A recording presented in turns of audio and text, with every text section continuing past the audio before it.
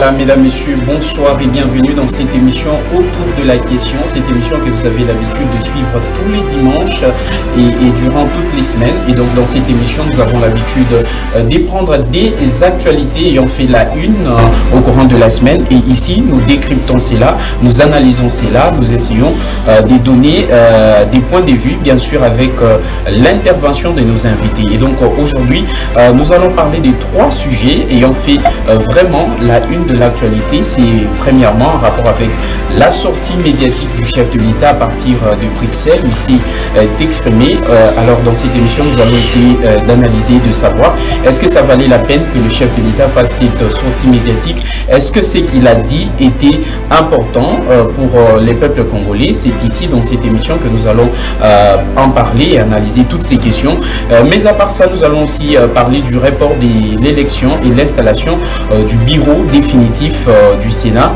Et donc ça sera pour ce lundi, initialement prévu pour ce samedi, et donc ça a été reporté au lundi. Et enfin nous allons parler de la condamnation de Corneille Nangaa, qui a été condamné à mort, notamment pour crime de guerre, trahison et participation à un mouvement insurrectionnel. Et donc pour parler de ces 3 sujets, je reçois ici sur le plateau monsieur Joseph Tshibangou. Il est journaliste mais aussi responsable du média REMA, un média en ligne qui informe la population. Monsieur Joseph Tshibangou, bonsoir et bienvenue. Bonsoir mon ami, vous allez bien? Et bonsoir également à tous les téléspectateurs qui suivent cette belle émission. Est-ce que vous allez bien? Oui, je me porte bien au rythme de ce pays, je me porte bien au rythme de la vie de l'ICACI. D'emblée, qu'il plaise que je puisse féliciter la directrice générale de votre chaîne et aussi le promoteur de la chaîne en la personne du révérend Désiré Mbaye-Mokoj, parce que chaque jour qui passe, votre chaîne s'améliore par ces conditions. C'est ce que l'on voudrait d'ailleurs, que ce narratif continue et que la chaîne continue à rayonner pour le plaisir de la population de la ville de l'ICACI, d'autant plus que le slogan de votre chaîne, c'est le plaisir. Donc, comme vous l'avez dit, je suis Joseph Tshibangou, directeur général de REMA Média. REMA et Logos, ce sont des frères. Donc, je me sens chez nous. Ok. Voilà. Alors, monsieur Joseph Tshibangou, comme nous, vous êtes informé que le chef de l'État était récemment en Belgique, en Bruxelles, pour raison des soins de santé. Mais il a fait aussi une sortie médiatique, notamment avec Top Congo, où il s'est exprimé. Alors vous, de la manière dont vous avez analysé cette sortie médiatique, est-ce que ça valait la peine? Est-ce que c'est que le chef de l'État a dit c'était important, ou on peut dire qu'il a tapé à côté? Bon, en tout cas, d'habitude, comme je partirai sur base des théories de communication, parce que je n'aimerais pas aller en amateur sur ces terrains, seul celui qui émet l'envie de communiquer, qui connaît ses motivations de la communication, qui voudrait émettre.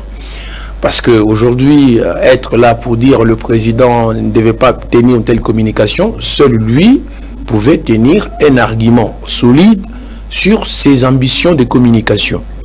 Alors, la communication, on a ce qu'on appelle une communication déclarative. Nous avons également ce qu'on appelle une communication participative. Ici, le chef de l'État a fait ce qu'on appelle une communication déclarative. Donc, une communication déclarative faisant état de la situation auquel fait face le pays, d'une part, et de l'autre, son rôle qui est plombé par certains acteurs que lui seul maîtrise. Déjà que le président a évoqué des ennemis économiques. Vous voyez, ce qu'on appelle une communication déclarative, peut-être pour ceux-là qui ne savent pas, ça existe, c'est une forme de communication. Donc, le président de la République a peint ce tableau-là en évoquant, bien entendu, les difficultés qui ronge son mandat et en chutant pour demander que la population ne devait pas les juger dès maintenant. Donc la population doit patienter afin de le voir encore en action pour plusieurs opportunités. C'est le deuxième mandat. Oui, tout naturellement, c'est lui-même, c'est comme ça que j'ai dit, c'est le président de la République lui-même qui connaît ce sur quoi il a communiqué. Oui. C'est lui-même, parce qu'on dit ici, le chef de l'État est l'homme est l'un des Congolais le mieux informé de tous les Congolais. C'est le chef de l'État. C'est lui qui connaît ce qui s'est fait à Likasi à l'instant. Déjà à l'instant, là, on sait qu'il y a un certain Joseph Chibangu qui est chroniqueur des questions politiques qui parle sur le gosse. Il sait qu'à l'instant, donc il est mieux informé de nous tous. Donc, il a fait une communication déclarative, mais là où peut-être que, bon, pas les bas blessent, là où je trouve personnellement que ça ne... On ne consolide pas les acquis de la paix entre les acteurs sociaux. C'est quand il faut dire que bon, tel c'est tel qui a fait, tel, par exemple Joseph Kabila, il est, je sais pas, les cerveaux moteurs de l'AFC, et que de l'autre côté, c'est l'attitude ou les comportements ou l'agissement de Katumbi qui est fustigé. Bref, tous ces éléments là-bas, ça ne consolide pas cet acquis de paix, de relations entre les acteurs sociaux. Je les comprends tout de suite parce que le président de la République voudrait nous ramener à une époque donnée de la politique congolaise où c'était ce buzz politique, avec l'époque de déclaration, avec les Diawamba et les autres, comme ça s'est passé à l'époque. C'est à cela. Et aussi, la sortie médiatique du chef de l'État, c'était pour se requinquer. Parce que il faudra noter que le code de popularité du chef de l'État allait descendre par rapport à la situation économique du pays. Et il fallait faire parler les gens. Déjà qu'aujourd'hui, tout le monde parle de Fachi, borderline, etc., etc. Alors, Monsieur Joseph Chibangu, vous venez de le dire tout de suite que le chef de l'État est la première personnalité la mieux informée. De tous les Congolais. De tous les Congolais. Est-ce que vous pensez qu'il aurait dit que Joseph Kabila serait le cerveau moteur de l'AFC comme ça? C'est ce que je dis. Donc, seul celui que... C'est quoi je dis ici? Mais en vous suivant, c'est comme si vous fustigez cela. Je présente le fait. Vous comprenez? Je présente le fait. Seul celui qui communique, qui connaît sur quoi il communique. Je vais vous donner un exemple simple. Le message du chef de l'État, je crois que je voulais parler ici en tant que chercheur en communication. Le chef de l'État, la communication du chef de l'État s'est circonscrit en deux phases. La première phase, ce qu'on appelle la cible principale de son message. Le message était adressé à qui? On appelle ça la cible, le cœur des cibles, c'est tous les politiciens. Donc tous ceux-là qui sont dans son environnement, tous avec qui ont des acteurs, tous ces éléments-là. Ça c'est un. De deux, la cible périphérique, c'est pratiquement tous les autres. Comme quand le président parle de la constitution imposée par les étrangers. Mais la constitution de 2006 que nous avons tous voté, parce que moi j'ai voté cette constitution, était issue d'un contexte post-conflit. Post-conflit, il y avait la guerre, dont les acteurs politiques congolais ont pris part. Je suppose que même Félix Tshisekedi avait pris, donc Étienne Tshisekedi avait pris part à ces éléments là-bas. Vous comprenez? Il y avait des éléments qui était là. Il faudrait interroger l'histoire pour s'en rendre compte. Et donc, le président de la République lui-même sait pourquoi il a dit ça. Lui-même, il connaît. Non, c'est pas lui. Mais on voudrait parce que ici, nous devons interroger les statuts des anciens présidents. Est-ce que, si on citait Joseph Kabila dans cette affaire, est-ce que il a violé les principes qui régissent les statuts des anciens présidents de la RDC? Ça, c'est déjà un élément. Comme je l'ai dit, il est le mieux informé de tous les Congolais. Certainement, lui, il aurait des éléments, des indices pour dire que non, c'est Joseph Kabila qui serait. Parce que moi, je vais utiliser les conditionnels parce que il faudrait que les faits soient établis pour que j'arrive à apporter ma confirmation. Et donc, lui-même, il sait sur quoi il danse par rapport à Katumbi, par rapport à Kabila, par rapport à Fayoulou, par rapport à toutes ces personnes-là avec qui ils sont acteurs, parce que toutes ces personnalités politiques forment en eux un système. Donc, il n'y a que eux-mêmes qui maîtrisaient le contenu de leurs interactions sociales et politiques. Oui. Alors, Monsieur Joseph Tchibango, vous venez de lui dire que le chef de l'État lui-même sait pourquoi il dit, mais vous êtes ici pour aussi décrypter, pour analyser. Oui, en décryptant. Déjà, je décrypte de la base, je décrypte en présentant des choses politiquement correctes. Oui. Il a agi pour son buzz. Oui. Il est assis, c'est son pouvoir. Oui, il a agi pour son pouvoir. Communicationnellement parlant, le président de la République est revenu sur la scène parce qu'on parlait de lui que non, on va l'écouter. Et avec cette histoire qu'il a été, qu'il serait opéré, qu'il a subi une intervention chirurgicale, etc., etc. Et tout ce qui est venu avec, il fallait un truc chaud pour remettre les pendules à l'heure. Et c'est ce que le président de la République a fait. Communicationnellement parlant, ça s'est fait. Alors, donc, dire ici que le président a raté sa communication, en tout cas, c'est très faux. Oui. Il n'y a que celui qui communique, qui connaît les intentions de sa communication. Voilà. Alors, puisque nous parlons de cette sortie médiatique et aussi du contenu de cette sortie médiatique, j'aimerais qu'on puisse un peu aborder une question. Oui. Le chef de l'État a dit il ne dort pas pour la situation économique du pays. Il se bat bec et ongle pour que l'économie du pays soit redressée. Mais M. Joseph Tchibango, le chef de l'État a eu 5 ans. Ça, c'est le deuxième mandat. Déjà, il a consommé pratiquement une année. Il nous reste pratiquement 4 ans. À quand ces réalisations? Bon, je crois que cette question trouverait mieux de belles réponses qu'auprès des communicateurs du président de la République. Oui. Du parti politique, et donc nous constatons comme tout Congolais que la situation économique va de mal en pis et que il faudrait beaucoup d'efforts pour que qu'il y ait une stabilité d'abord du taux du dollar, parce que je parlerai ici en tant que citoyen congolais, une stabilité macroéconomique, parce que je me souviens aussi à une époque donnée, Matata Pogno parlait de la macroéconomie, il a eu les injures les plus grossières, n'est-ce pas? Et qu'aujourd'hui, on est rattrapé par cette situation de cette perturbation du cadre macroéconomique. Aujourd'hui, peut-être vous ne vous en rendez pas compte, le billet de 100 francs, 50 francs, 100, 200 francs à l'Ikassi, c'est pratiquement, on commence à ne pas les retrouver, parce que le bus, on les paye à 250 francs, aujourd'hui on paye le bus à 500 francs, des fois des heures tardives, c'est chaque 1000 francs, c'est chaque taximan qui fixe son prix, les motards, n'en parlons pas, chacun fixe le prix selon son trajet, ou selon la propriété de sa moto, le sucre, l'autre fois j'étais surpris que le sucre avait augmenté le prix. Les œufs Mayaï, on payait Mayaï Tatou 500. Aujourd'hui, rien moins 500.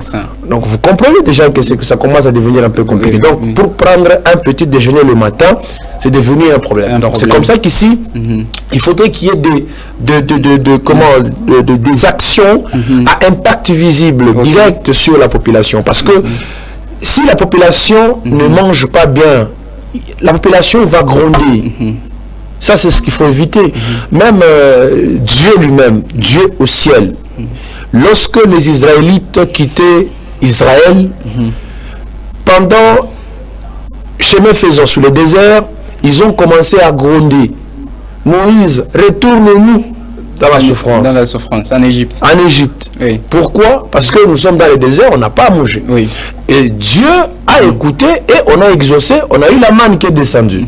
Donc ici, il y a des facteurs économiques que Madame la Première ministre et tous les autres acteurs socio-économiques doivent mettre en place pour permettre à la population de vivre, de souffler.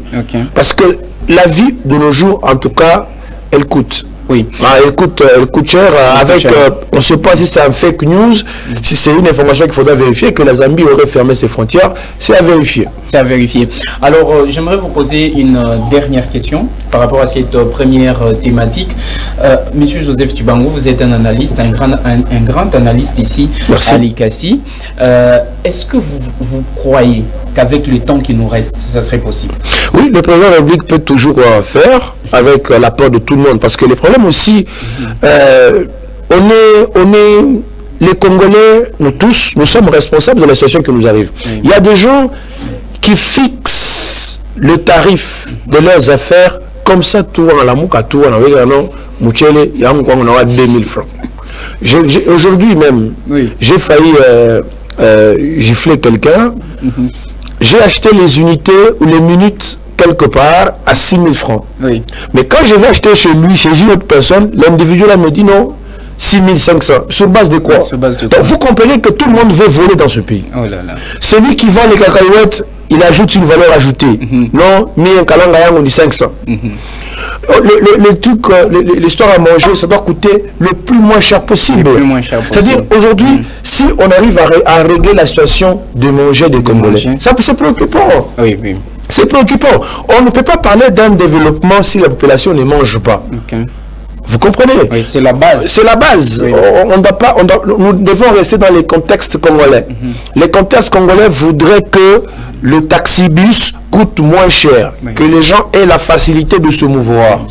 Les gens aient la facilité de manger matin, midi, soir. Manger à satiété. C'est l'expression française qui convient le mieux. Il faudrait que les universités, ça coûte cher, coûte moins cher. Dernièrement, quand j'ai posé la question sur les frais à payer dans des universités, on parlait de 600 000 francs, sans parler des frais connexes et tout ce qui vient avec. Donc on se retrouve que les universités en RDC commencent à coûter excessivement cher et beaucoup de gens ne vont pas étudier. Vous comprenez? Donc il y a des éléments comme ça sur lesquels le politicien congolais doit travailler là-dessus. Ça ne doit pas être... Le pouvoir actuel, ça ne doit pas être un pouvoir qu'on dit non, c'est pour l'IDPS, tout le monde chie, tout le monde. Non, c'est nous tous les Congolais. C'est pour tout le monde. C'est-à-dire que tout le monde devra mettre la main à la pâte pour que l'économie soit stable, que les inspecteurs économiques descendent, qu'on ferme des magasins. Parce que il y a des questions d'exonération qu'on a placées, mais on ne sent pas ça sur le marché. On monte le prix tous les jours que Dieu a créé.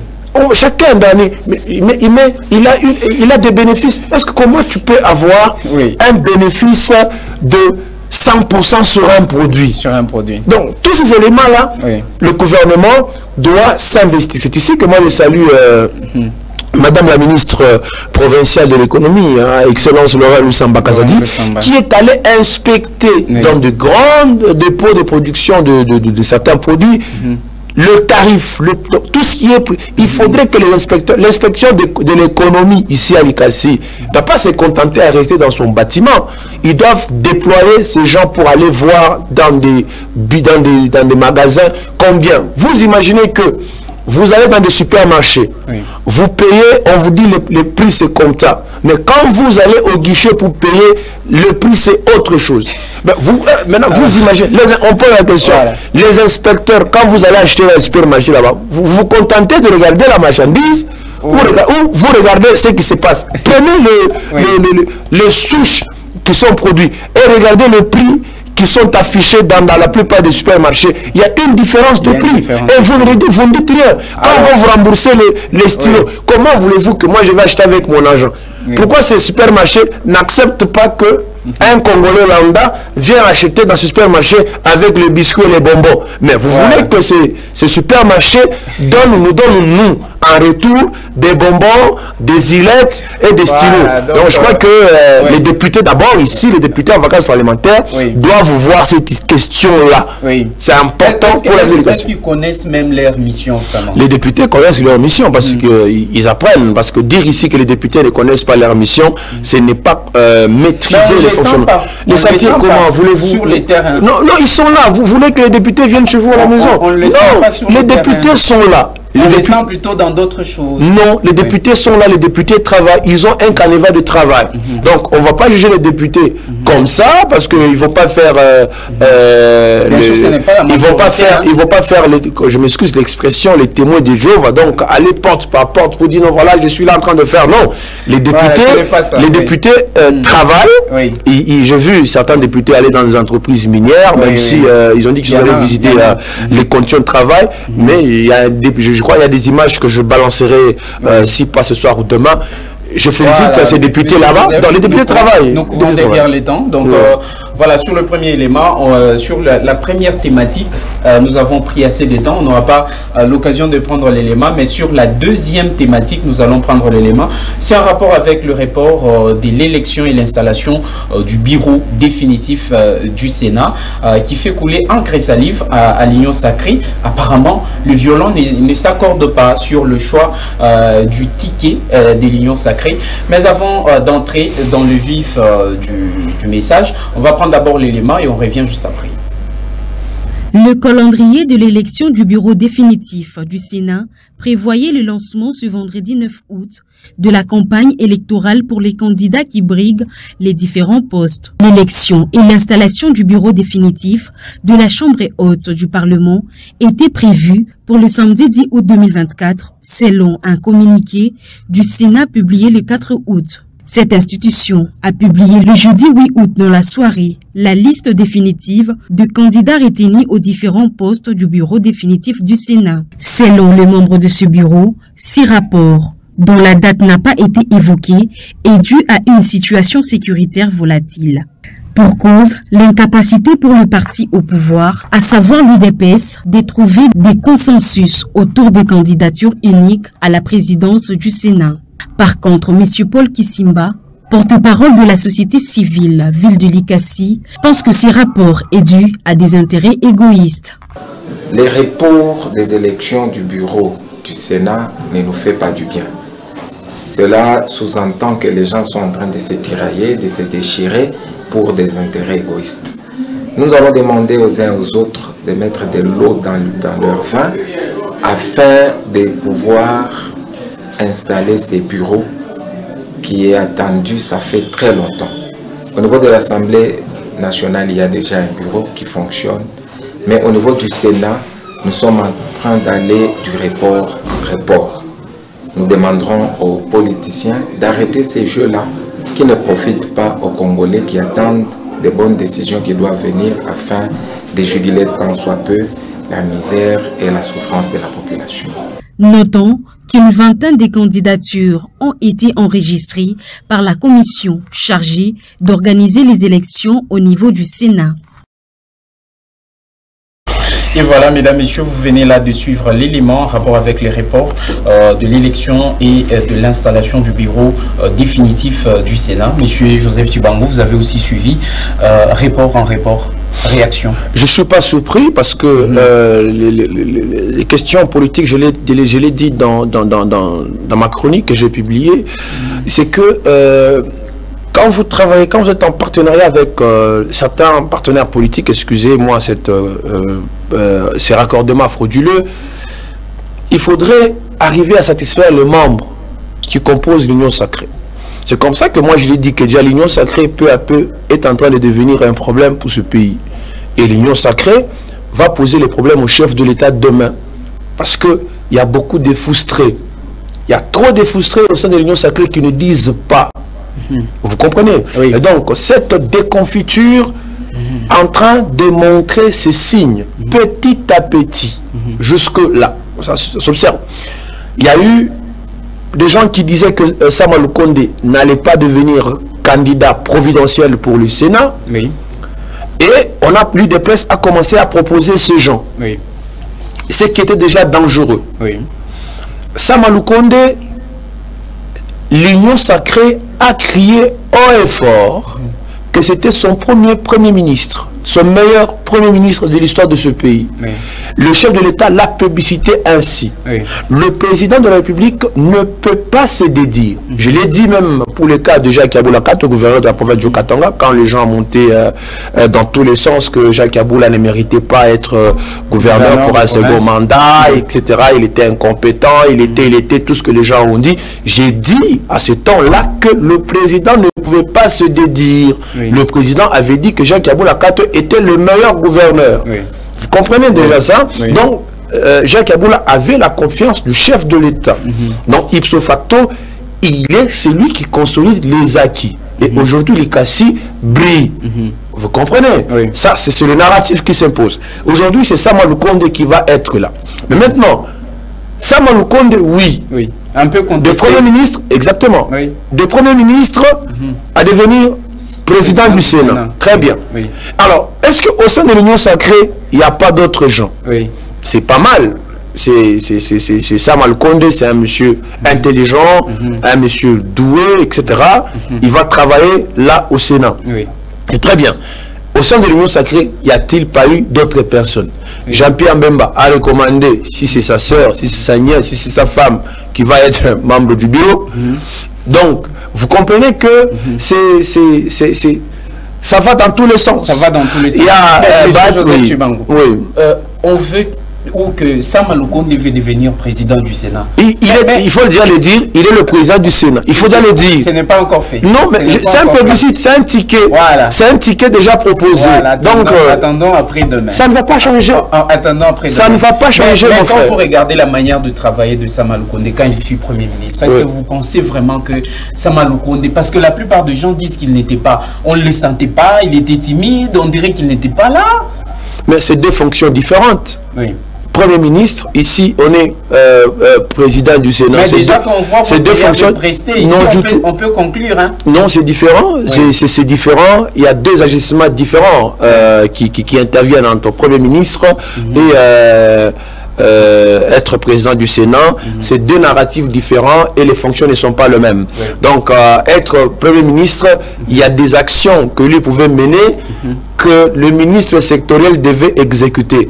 Et pendant même quand les gens disent que les ministres n'ont pas travaillé, qui est ce député qui a sanctionné tel ministre parce qu'il n'a pas travaillé? Ils ont été tous complices, tous les députés qui ont travaillé la mandature passée. Donc ici, le Premier ministre, si dire que le Premier ministre n'a pas travaillé, et donc les députés de la législature passée n'ont pas aussi bien travaillé parce qu'ils n'ont pas sanctionné le Premier ministre. Mais Monsieur Joseph Tchibango, l'Union sacrée, on sait qu'il y a un peu de désordre. L'Union sacrée a un seul maître, c'est le président de la République. Fachi Béton. Mais comment ça se fait qu'il y a le chef de l'État qui propose ou qui dit que son dauphin, c'est pas le dauphin, son candidat, son choix pour le Sénat. Pour ne pas dire le dauphin. Mais il y en a d'autres qui persistent et qui proposent leur... Non, je vois que les choses ont été tirées au clair au moment où je vous parle. Augustin Kabouya venait d'être relevé de ses fonctions de secrétaire général du parti. Donc, il y a tout ce qui se passe. Il y a eu des ordres quand le président n'était pas là. Oui. Mais et aujourd'hui, le président est rentré, on a rétabli de l'ordre. Oui. Chaque fait d'actualité est une file de l'histoire. Donc, à l'Assemblée nationale, il y a eu le même scénario. Oui. C'est-à-dire on devait repousser, on a ajourné, on a rejourné une journée, on a repoussé, et puis finalement on a organisé les élections. Les tickets étaient déjà établis. Vital Kamerhe, président, vice-président, premier vice-président, c'est M. Chulumbaï. Le deuxième vice-président, c'est Christophe Mbosonkodia. Rapporteur, c'est le professeur Njoli. Rapporteur adjoint, c'est Dominique Mounongwe Namizi. Il y a le questeur adjoint, etc. Oui. C'était déjà un plébiscite. Quand je parle d'un plébiscite, parce qu'il n'y a pas eu vote pour Vital Kamerhe, sauf au poste de rapporteur adjoint, c'est Dominique Mounongwe Namizi qui a compété avec Constant Moutamba. Et ici au Sénat, comme je parle, ça va être un plébiscite. Donc, c'est-à-dire, on sait déjà que le ticket qui va être composé à travers un communiqué qui va être rendu sûrement demain, on va se retrouver là-bas. Donc, si pas demain, ça va être pour mardi. Eh bien, on affiche le président que non, c'est tel Sam Al-Konde. C'est lui qui va être... non, ce que je vous dis, on va assister à un plébiscite. Il n'y aura pas... Non, je vous informe. Il n'y aura pas de suspense au Sénat. Le Sénat ne va pas nous produire... C'est déjà conclu. Mais prenez cette partie de l'émission, mettez coupé, mettez ça sur Internet déjà ce soir. Il va... Parce que déjà, monsieur... Déjà, je vais vous dire... à la maison, hein. Je parle avec conviction. Je suis un chroniqueur de questions politiques, je parle avec vérification de faits. Absolument. Ici, au Sénat, on va assister à un plébiscite. Pourquoi? Je vais vous démontrer. Au sein de l'Union sacrée est gérée par une charte qui compose. Et par conséquent, lorsque le ticket est désigné, aucun autre membre de l'Union sacrée ne peut prétendre, même de façon indépendante, déposer sa candidature. Faute de quoi il sera révoqué pour trahison. Donc ici, la liste des gens que l'Union sacrée va aligner. Oui. C'est comme ça que ça va être placé. Donc, au poste de rapporteur, c'est Salomon Kalonda, il dit de ensemble. Donc, c'est un plébiscite noir sur blanc. On va passer directement au troisième sujet, comme je l'ai annoncé dès l'entame de cette émission. Nous allons parler de la condamnation de Corneille Nangaa, qui a été condamné à mort, notamment avec les autres qui sont aussi impliqués dans cette condamnation. Mais, Monsieur Joseph Tshibangou, on a condamné Corneille Nangaa, on ne l'a pas encore arrêté. Est-ce que vous pensez que ça va avoir des effets? Parce que lui-même, on le sent indifférent dans sa réaction. Bon, c'est normal. Il y a ce qu'on appelle en droit, il y a ce qu'on appelle condamnation par contumace. Oui. Je crois que j'espère que j'ai bien prononcé. Oui, c'est ça. Donc, condamnation par contumace, c'est-à-dire la personne n'est pas là, la personne a licence. C'était arrivé avec Ben Ali. Oui. Ben Ali a été condamné par contumace. Vous comprenez? Oui. Et lorsqu'ici, on a le ministre de la Justice a joué sa partition, il appartiendra maintenant désormais aux comment, je sais pas si ça s'est fait en termes de droit, de manière juridique, qu'il y ait des mécanismes pour que cette sentence ou cette sanction soit portée au niveau international, pour qu'il y ait ce qu'on appelle, qui soit interpellé à la Cour pénale, donc je parle à la Cour pénale internationale, avec effet sur sa personne. Donc ça doit se réfléchir comme ça. Donc ça veut dire, si Corneille Nangaa ne va pas, il est indifférent, oui, c'est un leader politique, il ne va pas afficher tout de suite, mais cela a une répercussion sur son casier judiciaire,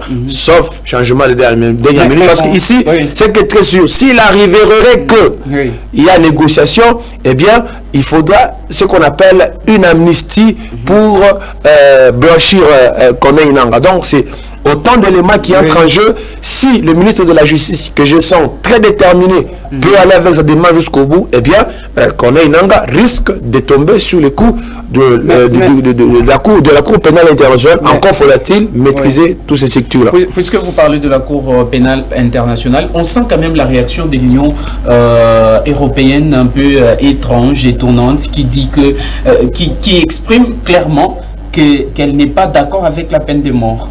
Or, c'est ça même ce qui a été fait avec Corneille Nangaa. La peine de mort chez nous en RDC a un sens de dissuader, a une force de dissuasion. Donc on voudrait que j'aurais même aimé que tous ceux-là qui détournent les fonds de l'État soient condamnés à mort. Oui. Tous ceux-là qui détournent l'argent de l'État. Dur avec eux, hein? Oui, vous détournez $1 million américains pour payer les agents de la SNCC, eh bien, on vous prend. Donc, tout celui qui détourne l'argent, par exemple, les salariés, on a détourné l'argent pour payer les agents, par exemple, de la SNEL, pour payer les agents de mes amis qui ont des parents cheminots, eh bien, ce ministre là-bas, il faut le pendre. Si on détourne l'argent pour payer ou construire des routes et des écoles, eh bien, on vous attrape, il faut vous pendre. Donc, moi, je trouve que ça a une force de dissuader pour que les gens ne puissent pas faire le mal. Donc, c'est comme ça qu'on doit agir avec tous les criminels économiques, tous ceux-là qui détournent les deniers de l'État, etc. La rigueur doit être ça. La communauté internationale, c'est un fourre-tout. Nous, on est Congolais, on l'a fait avec Laurent Désiré Kabila, on va gérer les affaires au Congo. Joseph Kabila l'a dit, les Congolais sont fiers de prendre leur destin en main. Voilà. Et donc, les temps qui nous étaient impartis vraiment étaient très comptés. Je vois de l'autre côté, on est en train de me signaler qu'on est largement au-dessus du temps qui nous était imparti. Donc, mesdames, messieurs, merci à vous d'avoir suivi cette émission autour de la question. Aujourd'hui, nous avons parlé de 3 questions chaudes. Il s'agit de la sortie médiatique du chef de l'État, Félix-Antoine Tshisekedi Tshilombo, depuis Bruxelles, mais également du report de l'élection et de l'installation du bureau définitif du Sénat. Et enfin, nous avons chuté avec la condamnation de Corneille Nangaa. Pour en parler dans cette émission, nous avons reçu pour vous, Monsieur Joseph Tshibangou, l'un des pionniers ici à Legacy de journalistes, à qui nous disons sincèrement merci pour votre disponibilité. C'est moi qui vous remercie pour votre rhétorique et brillante prestation, courage, c'est très bien fait. Merci beaucoup. Et donc, tout à l'heure, vous allez suivre le news et après, il y aura la rétrospective. Je vous retrouve juste après.